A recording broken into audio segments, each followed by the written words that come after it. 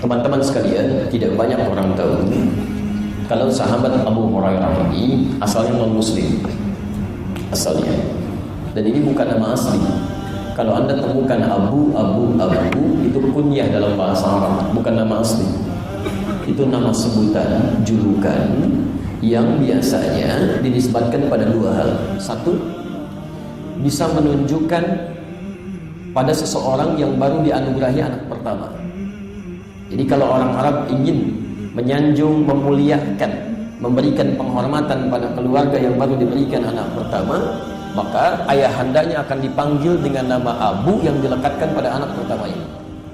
Rasulullah SAW punya anak pertama namanya Al-Qasim, maka beliau dipanggil dengan Abul Qasim. Yang kedua, nama yang dilekatkan pada sifat yang dominan. Sifat yang dominan, baik sifat itu dipandang mulia atau sifat yang dipandang tidak bagus, sepanjang melekat dominan pada dirinya. Nah, saya beri contoh, ada seorang sahabat mulia dulu asalnya non-muslim, namanya Abdul Syams, tinggalnya di Persia. Kemudian setelah itu dari Majusi dia pindah ke Kristen. Di Kristen dia tidak puas dengan dogmanya. Ada satu pertanyaan besar di benaknya, dia mencari-cari, mendengar ada Nabi di Madinah. Datanglah kemudian ke kota Nabi, Masya Allah. Begitu melihat Nabi SAW, jatuh cinta dengan akhlaknya Nabi SAW, dengan lisannya, aura kebaikannya, segala kemuliaannya. Maka mengucapkanlah kalimat syahadat di situ. Asyhadu an la ilaha illallah wa asyhadu anna Muhammadar Rasulullah. Dirubahlah namanya dari Abdul Syams menjadi Abdurrahman. Abdurrahman bin Sakhar. Yang paling menarik, ini yang harus Anda garis bawahi. Sahabat Abdurrahman ini, ketika masuk Islam, beliau melihat, ini saya terlambat. Yang lain sudah duluan masuk Islam, saya kemana aja? Karena nanti beliau ini masuk Islam 3 tahun sebelum Nabi SAW wafat, di tahun ke-7 Hijrah. Melihat Nabi sudah sepuh, menyesali dirinya, saya kemana nih? Terlambat saya. Kalah duluan sama sahabat Abu Bakar, sama Umar bin Khattab, sama Uthman bin Affan, sama Ali bin Abi Thalib radhiyallahu ta'ala anhum jami'an. Saya terlambat.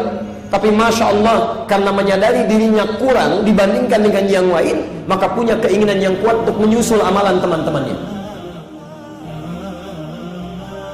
Jadi kalau sahabat yang lain menunggu Nabi di majlis ta'limnya Nabi SAW, sahabat Abdurrahman menunggu Nabi SAW bahkan langsung di depan pintu rumahnya.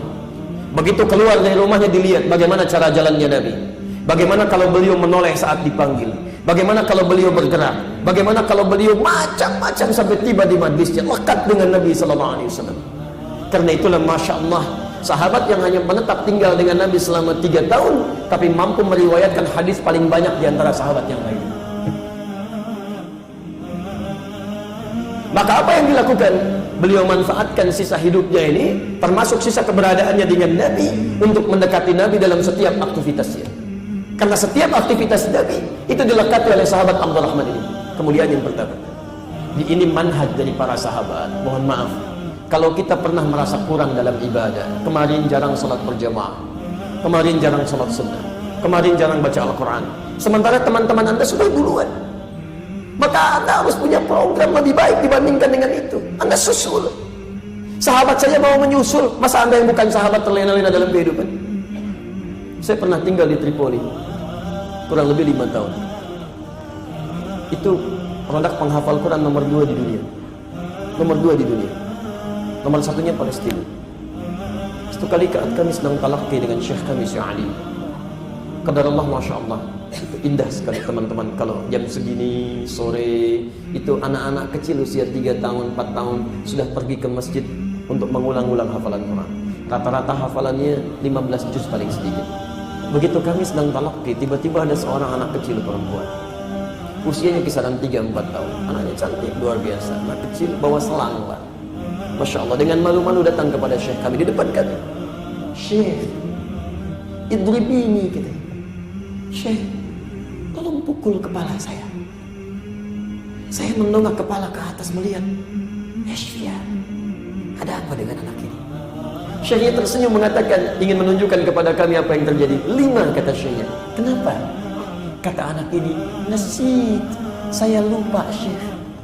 Anda bayangkan, saking inginnya menyusul teman-temannya hafal Quran, dia merasa di kepalanya ada sumbatan. Saya lupa ada sumbatan di kepala saya menghambat hafalan saya. Tolong pukul dengan selang ini, mudah-mudahan sumbatan ini cepat ringan dan hilang. Anak usia 3-4 tahun pengen cepat hafal Quran, ingin menyusul hafalan kawannya, ingin dipukul kepalanya supaya lancar lagi ingatannya. Anda diberikan 30 tahun, diberikan 40 tahun, sampai dengan hari ini jangankan menghafal, untuk baca saja Anda belum sempat. Bekal apa yang sudah Anda siapkan menuju Allah? Ada seorang anak namanya Mu'adh, usianya 4 tahun, tinggal di Asyut di Mesir. 2006 kami datang ke Mesir. Allahu Akbar. Anak ini matanya buta, Pak, usia 4 tahun, datang kepada ayahandanya yang sangat hidupnya sederhana. Dia katakan, ya abati uridul Quran. Ayah, saya ingin menghafal Quran, katanya. Senangnya luar biasa ayahandanya. Disiapkan motor sederhananya, dimodifikasi dashboardnya. Berangkatlah 20 km menuju syekhnya. Dituntun anaknya, Masya Allah. Di jalan tidak ada yang sia-sia.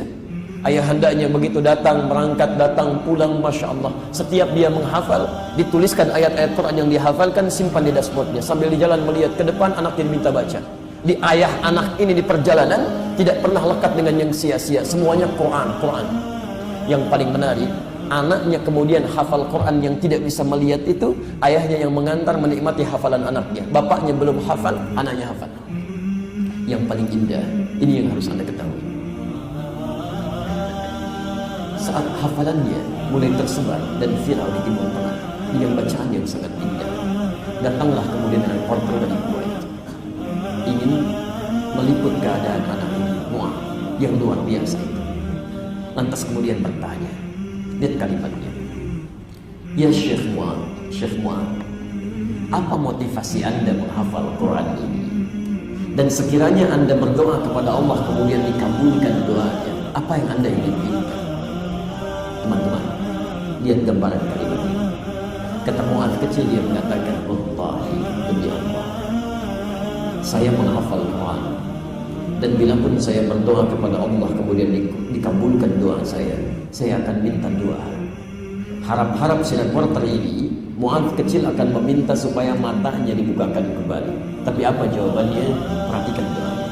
Kata Mu'adh kecil, wallahi, saya akan bermohon kepada Allah, satu, agar mata saya ini tetap dibutakan sampai hari kiamat, karena dengan buta ini saya bisa menghafal. Saya takut kepada Allah.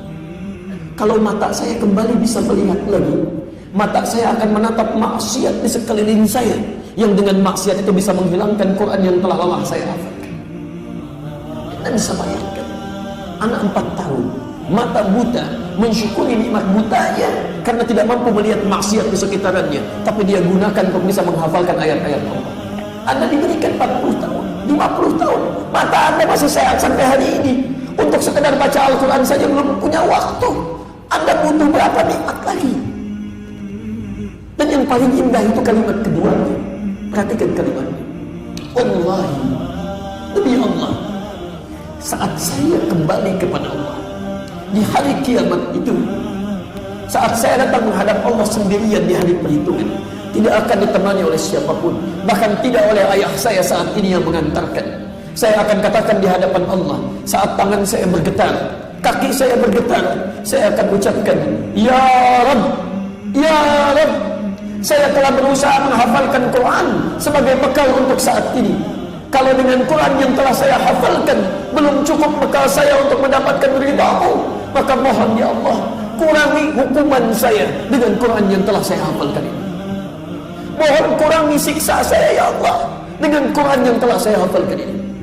Anak kecil usia 4 tahun, belum ada hisab untuknya, belum balik dia, berusaha menghafalkan Quran sebagai bekal pertemuannya dengan Allah, dan masih mengatakan, ya Allah, kalau saya masih layak untuk disiksa ya Allah, maka mohon kurangi hukuman saya dengan Quran yang telah saya hafalkan ini. Antum saat ini diberikan nikmat luar biasa, usia begitu panjang, keadaan sehat, nikmat nyaman, mushaf ada, kelengkapan banyak, sampai hari ini belum tersentuh untuk menghafalkan satu ayat saja dari Quran. Apa yang bisa Anda lakukan? Bukankah masuk ke surga kita harus membacakan Quran? At-Tirmidzi nomor hadis 2915. Nabi SAW menyatakan, hati-hati ketika anda akan masuk ke surga itu insya Allah dengan izin Allah, maka dikatakan kepada anda, waqra, silahkan bacakan bacaan Quran yang biasa anda bacakan di dunia, kemudian naik ke surga itu. Fa inna akhir qira'atika akhir manzilatika, maka akhir bacaan Quran anda disitulah tempat tinggal anda. Karena itu nanti tidak sedikit orang menyesal masuk surga. Kalau masuk neraka menyesal biarkan saja, tapi masuk surga menyesal, ini yang ada ini. Ada orang biasa cuma baca 5 ayat, begitu sampai ulaika ala hudan min rabbihim wa ulaika humul muflihun, tempatnya di situ. Ternyata yang 10 ayat sampai fi qulubihim maradun, dia naik ke atas lagi. Setiap naik keindahannya lebih daripada yang pertama. Maka yang 5 ayat menyesal, ya Allah kenapa saya tidak baca sampai 10 ayat. Yang 10 ayat menyesal karena yang 20 ayat sudah ada di atas. Teman-teman, perhatikan cara anak-anak canda, anak-anak di Palestina. Kalau ada anak sudah hafal Quran 30 juz, temannya baru hafal setengah Quran 15 juz, maka perhatikan candanya. Dia akan katakan pada kawan, nanti kalau saya sudah ada di atas surga, kamu saya dadahin di bawah. Kamu saya dadahin di bawah.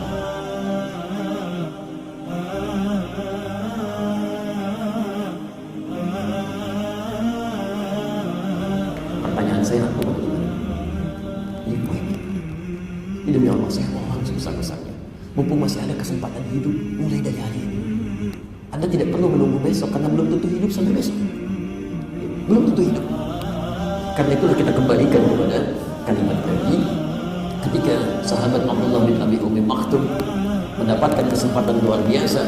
Kemudian Abu Hurairah juga berusaha, yang namanya tadi Abdurrahman, berusaha memperbaiki diri. Maka keindahan beliau yang kedua, mohon maaf, beliau berusaha menyempurnakan, menambah amalan-amalan karena merasa kurang. Tidak ada yang sempurna. Orang baik saat ini belum tentu juga memiliki masa lalu yang baik. Boleh jadi dia berubah dari keburukan yang pernah dia lakukan pada saat dulu. Karena itu mohon maaf, karena kalau ada di antara kita masih merasa kurang sebelumnya, maka hari ini mari kita tingkatkan seperti sahabat Abdurrahman tadi. Dan yang paling menarik, ini yang saya mau berakhir dalam bahasan ilmu sanad ini. Sahabat Abdurrahman ini, itu kalau disampaikan kalimat-kalimat oleh Nabi berupa ajaran-ajaran, beliau tidak pernah menunda. Nabi katakan misalnya baca Quran, saat itu beliau baca. Nabi katakan sedekah, saat itu beliau sedekah. Setelah beliau mendengar kalimat Nabi untuk menumbuhkan kasih sayang pada setiap makhluk, tidak hanya manusia, bahkan hewan dan tumbuhan. Sepulang dari majlis Nabi itu, menemukanlah seekor anak kucing kecil liar di jalan. Kalau dalam bahasa Arab ada kucing rumahan, ada kucing liar, itu beda. Kalau kucing rumahan itu disebut dengan kitun namanya, kitun, kucing rumah. Kucing liar disebut dengan hurrat. Ya, hurrat. Kalau pakai hak itu menunjuk pada manusia, hurrat, bebas. Kalau pakai hak besar itu menunjuk pada hewan. Kucing yang liar, bebas, tidak terawat. Anaknya disebut dengan Hurairah. Maka di jalan mengeong-ngeong mencari induknya, kehilangan induknya. Masya Allah, dibawalah oleh sahabat mulia Abdurrahman ini, dirawat oleh beliau. Kemudian setiap sampai ke tempat istirahatnya sahabat Abdurrahman ini, lapar disuapi oleh beliau. Masya Allah, kedinginan diselimuti oleh beliau, kemana-mana dibawa oleh beliau. Saking sayangnya terhadap anak kucing ini, seperti seorang ayah yang menyayangi anaknya.